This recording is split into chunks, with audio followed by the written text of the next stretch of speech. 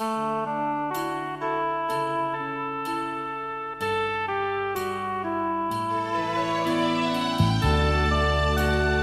Pérez, en la Isla de los Niños. Para tener felicidad, un amigo es lo que tienes que encontrar. Para compartir la risa y el dolor hay que tener un amigo a nuestro lado en quien confiar. Para sentir, para creer, un amigo es como un beso al corazón,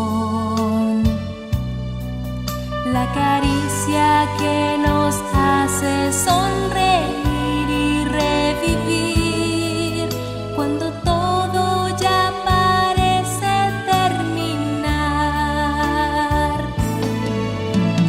Busca un amigo con el corazón, un amigo para hacer juntos un mundo mejor.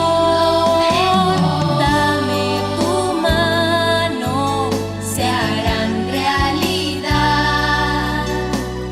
todos los sueños de amor y de paz. Busca un amigo con el corazón, un amigo para hacer juntos un mundo mejor. Dame tu mano, se harán realidad todos los sueños de amor y de paz.